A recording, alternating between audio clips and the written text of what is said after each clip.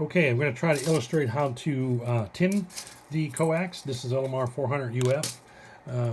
The trick, as I mentioned, is not to pull the insulation all the way off. This helps hold the strands in. A lot of folks will cut this and it'll flare out, and then when you go to solder it, you end up getting this big bell, and that's not going to go into the PL259 connector very well. So it helps to put some, drop the phone, save the pieces. It helps to put some flux on there. I don't think it's really needed if you use a good quality flux-based flux core solder.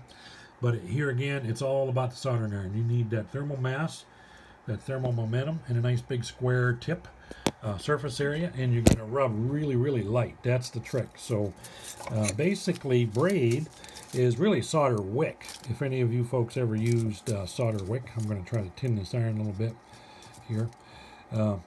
So when you rub this solder wick, whoa, this is going to be tough because I have the phone setting up on a stand here. I'm trying to get this in here. It will absorb it. So you're just going to put some solder on here, and you're going to rub back and forth on the flat area. So here we go. So I'm going to put some solder here, and see how I'm rubbing here. Oh, see, that's balling up. You don't want that. You want to be able to see the strands through there. There we go. See how it's flush? Just real lightly and real quick.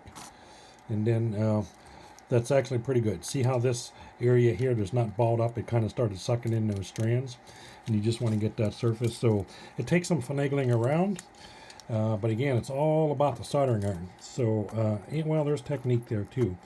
And just rub, and it's okay if you bump into this insulation here because you're going to trim some more of that off. So you just want to get a nice wetting here, just like that. There we go. And this area up top you don't have to worry about because you're going to cut that off. So put the soldering iron down. So you're going to you're going to cut this off here, so you don't have to worry too much. Let me move the battery here. So you're going to be cutting this off. You're cutting this all the way down to about here, so you don't really have to worry about that too much. When I do get this tinned all the way around, see how those braid stripes are still showing?